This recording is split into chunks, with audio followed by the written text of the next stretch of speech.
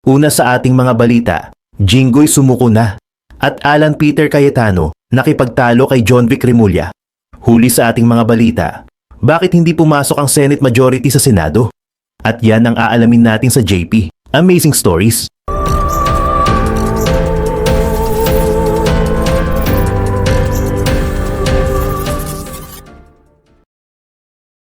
Noong hapon ng June 1, 2026, naging sentro ng tensyon ang Senado matapos lumabas ang arrest warrant laban kay Senator Jinggoy Estrada, kaugnay ng kasong plunder at graft na konektado umano sa flood control project scandal. Ayon sa ulat, ang warrant ay inilabas ng Sandigan Bayan 5th Division. Mabigat ang kasong kinakaharap ni Estrada dahil ang plunder ay non-bailable offense at maaari itong magdala ng parusang life imprisonment, maliban na lang kung makita ng korte na hindi matibay ang ebidensya ng pagkakasala. Sa gitna ng lahat ng ito, hindi nagtago si Estrada.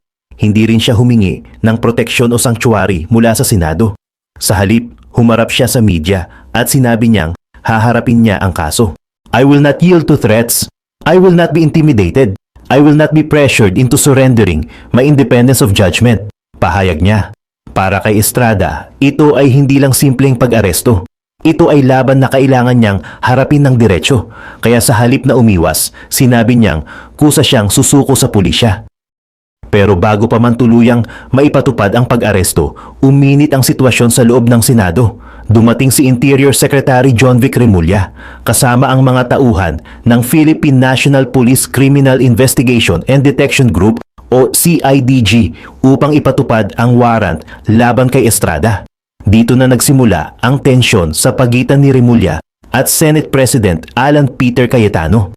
Nasa tabi mismo ni Estrada si Cayetano habang kinukwestiyon niya ang ginagawang pagpasok at pag-aresto sa loob ng Senado.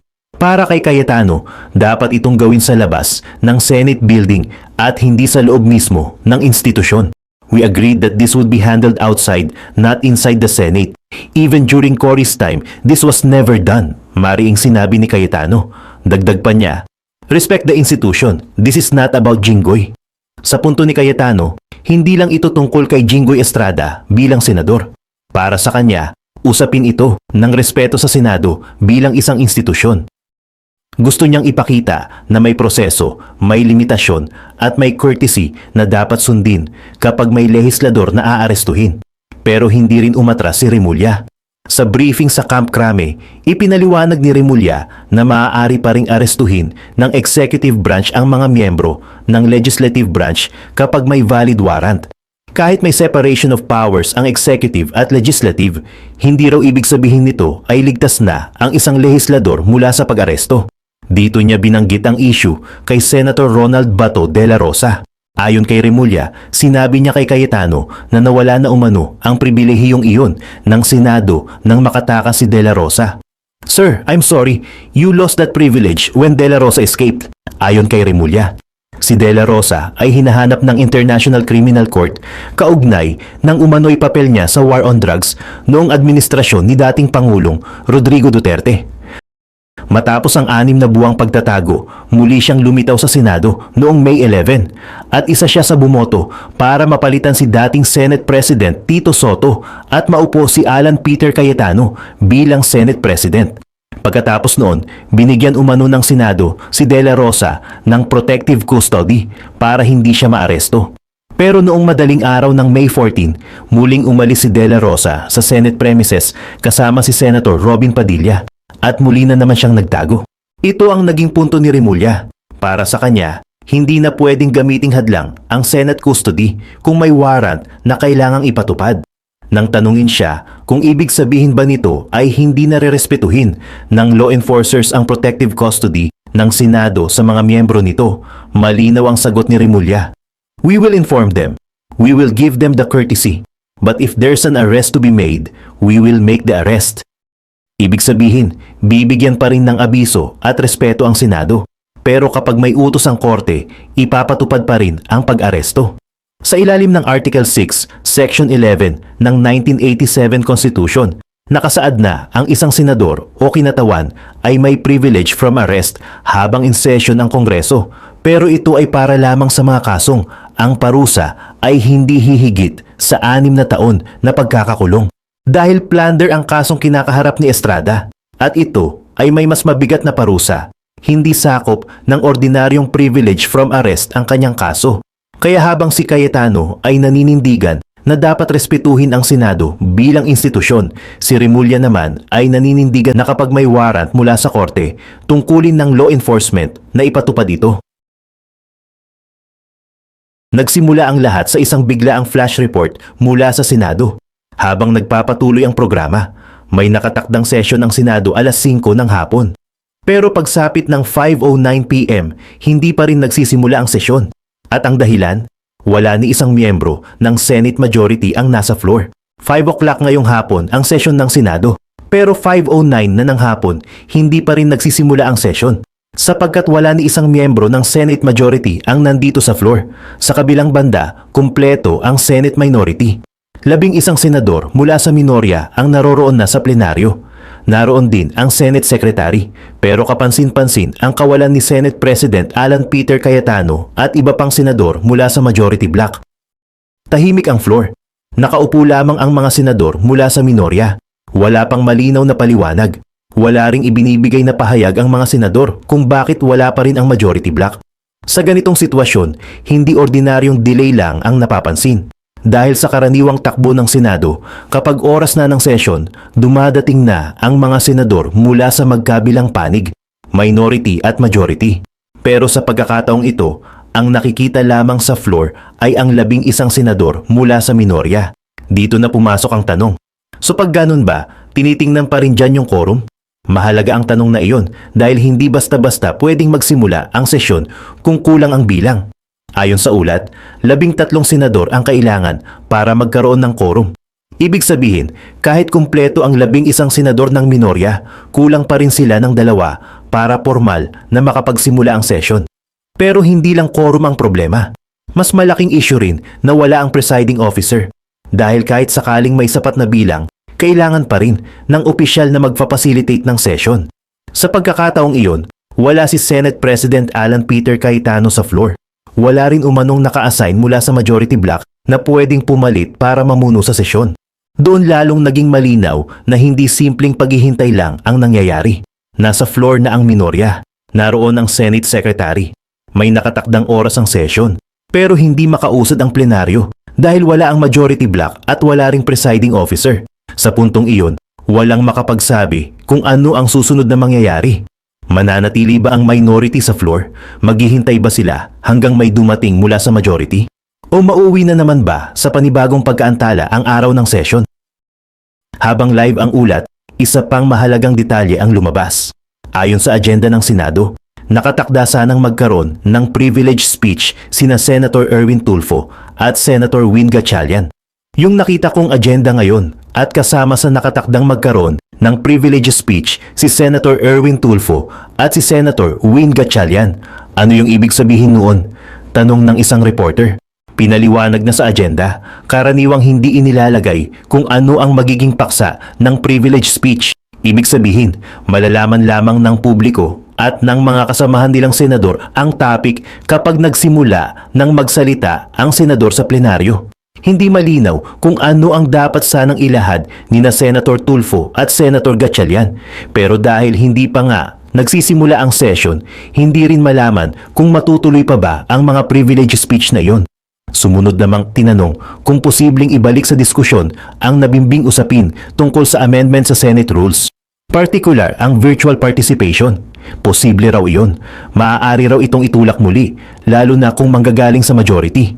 Pero sa oras ng kanyang ulat, 12 minutes na ang lumipas mula sa inaasahang simula ng session. At wala pa ring nangyayari. Nandoon pa rin ang tanong, hanggang kailan maghihintay ang Senate minority? Habang tumatagal ang delay, mas lalong lumalalim ang usap-usapan sa loob at labas ng Senado. Dahil kasabay ng pagkawala ng majority block sa floor, may umiikot ding ugong tungkol sa posibilidad na magkaroon ng pagbabago sa liderato ng Senado. Usap-usapan na may ilang senador na umano'y nagtutulak para maging Senate President si Senator Win Gatchalian. Huwag nating kalimutan na may ugong din na may mga senador na nagpupush para maging Senate President si Senator Win Gatchalian. Dahil manipis ang bilang sa pagitan ng majority at minority, laging may posibilidad na gumalaw ang mga numero. Sa Senado, ang liderato ay nakasalalay sa suporta ng mga senador. Kapag gumalaw ang suporta, pwede ring gumalaw ang posisyon. Hindi direktang sinabi na may nangyayaring palit liderato, pero malinaw na ramdam ang tensyon. Dahil kapag manipis ang hati ng bilang, bawat presensya at bawat pagliban sa floor ay may bigat. Sa araw na iyon, ang simpleng hindi pagsisimula ng session ay naging mas malaking tanong. Delay lang ba ito o senyales ng mas malalim na banggaan sa loob ng Senado? Nasa floor ang 11 senador ng minority. Wala ang majority. Wala ang presiding officer. Hindi kumpleto ang quorum. Hindi alam kung matutuloy ang privilege speeches. At sa gitna ng lahat ng ito, lumulutang ang usapin ng posibleng pagbabago sa liderato.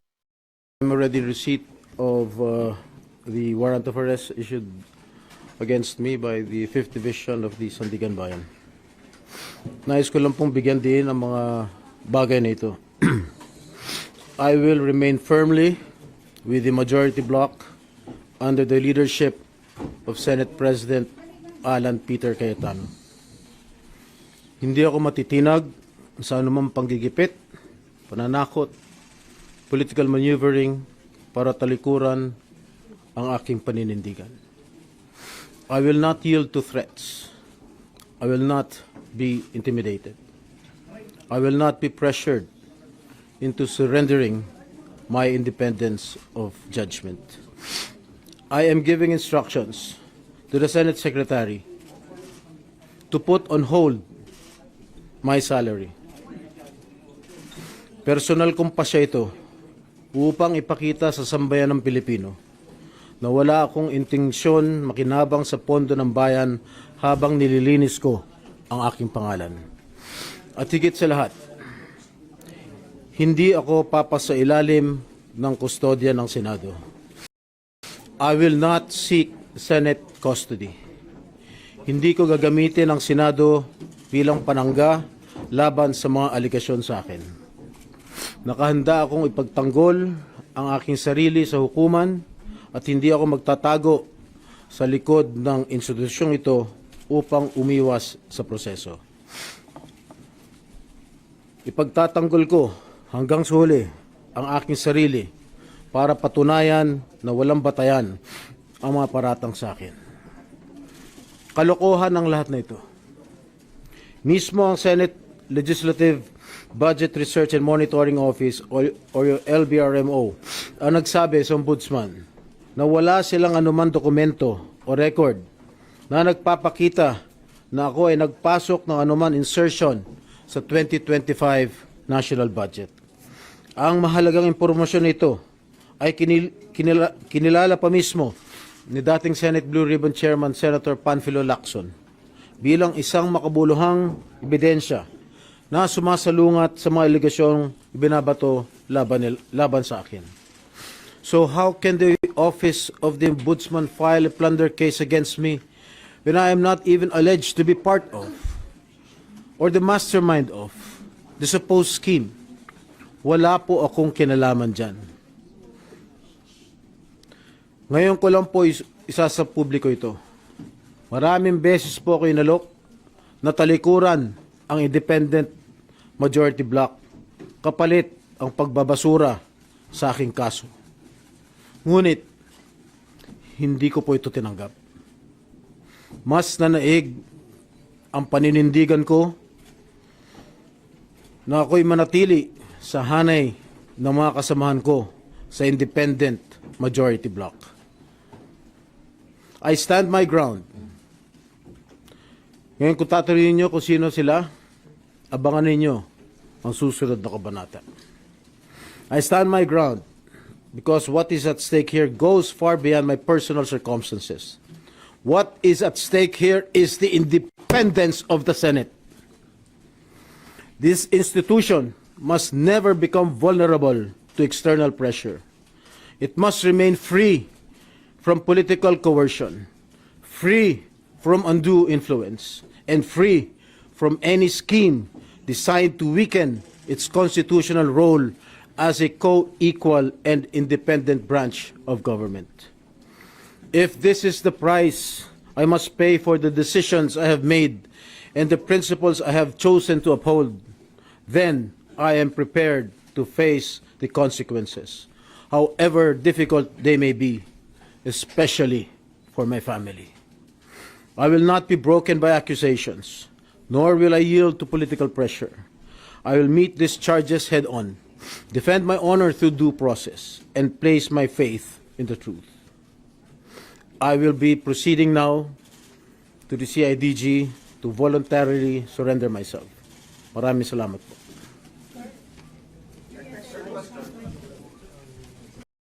Okay na? No more question, guys. At yan, pupunta na sila sa CIDG. Buksan lang po yung pinto.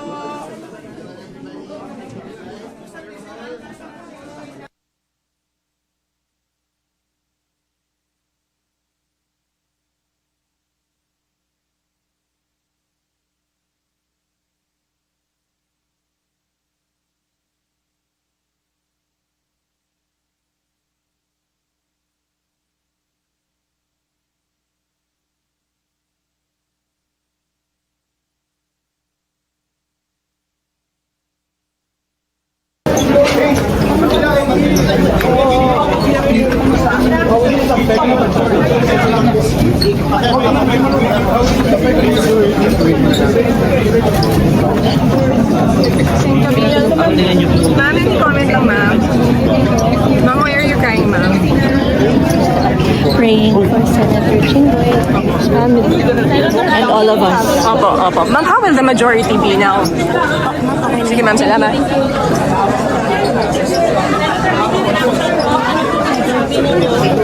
Say hi.